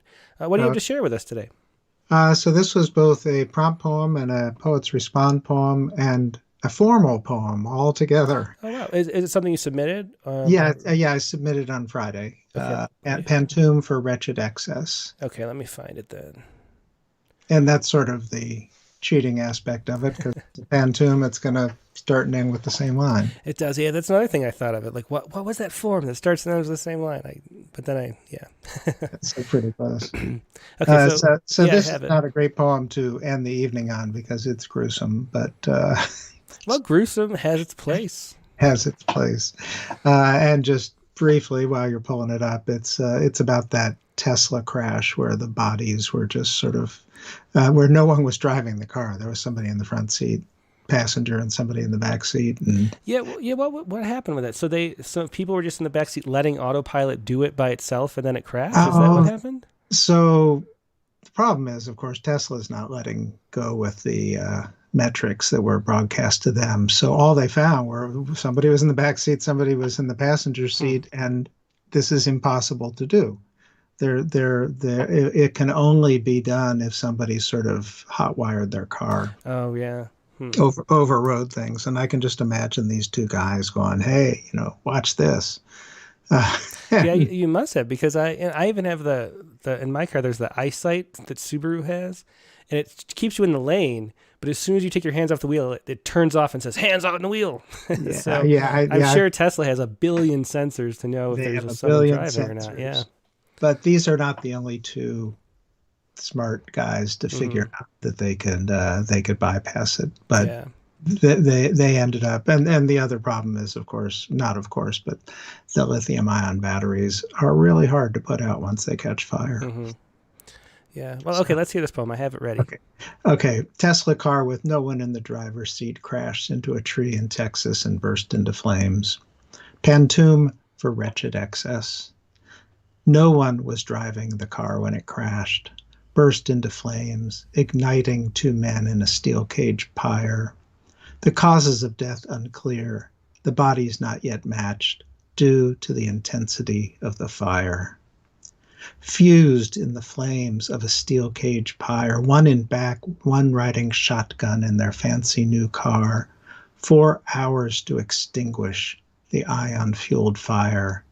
Terror on their faces erased, their bodies so charred. These men riding shotgun in their fancy new car left wives in their driveways, shaking their heads, the horror they'd face seeing their men's bodies charred. To drive with no driver never made sense.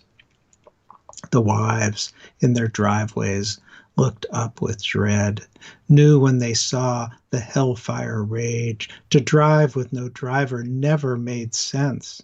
Knew then, know now, their world was ablaze. Before we all saw this hellfire rage, before seeing metal and men's bodies alloyed, Before those flames spread, the world was ablaze, with man-boys and their obsessive fetish with toys. We weep for the horror of bodies alloyed as we burn with the excess that underlies grief. I admit to my own obsession with toys. I indulge them even as sorrows increase. It's wretched excess that underlies grief. The calamity clear, the end results match. Indulgence even as sorrows increase. It was all of us driving the car when it crashed. Yeah, great poem. Gruesome, but a good one. And have you ever driven in a Tesla, Richard? To be the boys and their toys. You know, I do have a Prius Prime, which gets about 30 miles on a charge, but it's not. It doesn't have the Tesla. I was just going to say the Tesla. I only drove as a passenger and once. And oh my God, I think Tesla drivers know how much they can freak people out by flooring it. The acceleration, it's like a roller coaster at Disneyland or something. It's crazy. Yeah. And it should not be, I don't know, that shouldn't be on the road in my opinion. But anyway, we should stick to the Prius, I think. But anyway, thanks Richard for sharing that. Thanks, Tim. Good to see you. Yep. Have a good night. Even frozen. Yeah. Oh yeah, I'm frozen for you, but I'm live for everybody else. So that's okay. Thanks. Okay. Bye, Richard. Bye. Okay. Let me close out the show. I'm going to read or share a poem by next week's poet. I meant to do that and I kind of forgot. So let me do that. Let's do the first poem we published by Tanya Ko. Ko Hong. She originally went just by Tanya Ko. I have to change this on this poem. But here's a poem from next week's guest, Tanya Ko Hong, from rattle number 46. There's a note at the bottom. Yeobo means darling or honey, a Korean term of endearment. And so here is Tanya Ko's poem to close out the show from rattle number 46, like I said. Dear Yeobo. Let me get this for you.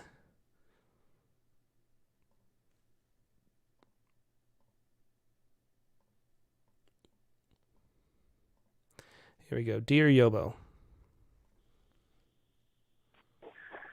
당신께 당신이 라면 하면 전 라면이 되지요. 당신이 차 하면 차가 되고 당신이 옷을 벗으면 저도 옷을 벗어요. 제 마음만 잡으면 되는 것. 잡은 생선에게 더 이상 먹이를 주지 않는 것. 전 괜찮으니 식기 전에 차 드세요.